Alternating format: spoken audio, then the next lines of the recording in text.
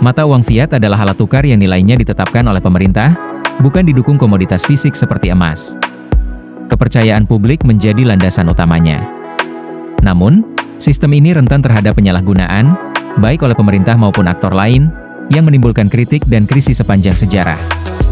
Kekaisaran Romawi pada abad ketiga M, kaisar seperti Nero mengurangi kadar perak dalam koin denarius untuk membiayai perang, memicu inflasi dan erosi kepercayaan.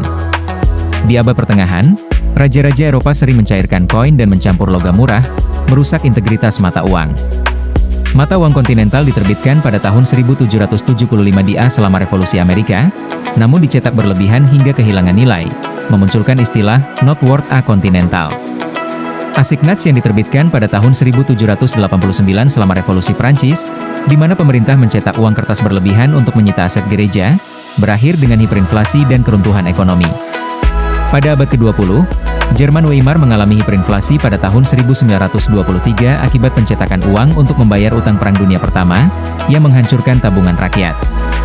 Di Zimbabwe pada tahun 2000-an, kebijakan land reform dan pencetakan uang tanpa kendali memicu inflasi 89,7 sekstiliun persen pada tahun 2008. Venezuela pada tahun 2010-an mengalami krisis politik dan pencetakan bolivar yang menyebabkan inflasi lebih dari 1 juta persen pada tahun 2018.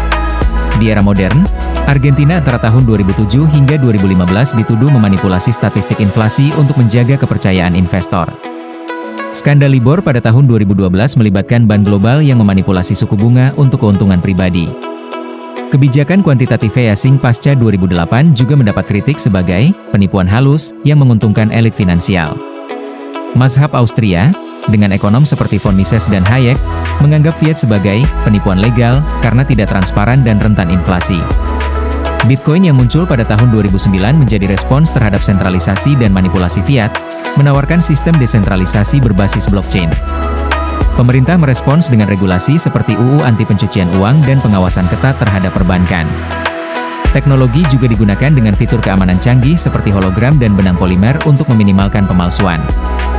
Bank sentral modern seperti ECB dan Fed meningkatkan komunikasi kebijakan untuk membangun kepercayaan. Sistem fiat, meski fleksibel dalam mengatasi krisis, tetap rentan terhadap penyalahgunaan kekuasaan, manipulasi, dan krisis kepercayaan. Sejarah menunjukkan bahwa tanpa checks and balances yang kuat, mata uang fiat dapat menjadi alat eksploitasi. Namun, banyak ekonom berargumen bahwa sistem ini tetap diperlukan untuk stabilitas ekonomi makro, asal dikelola dengan transparansi dan akuntabilitas. Debat antara pendukung fiat versus emas dan kripto terus berlanjut, mencerminkan ketegangan antara kepercayaan, kendali, dan inovasi.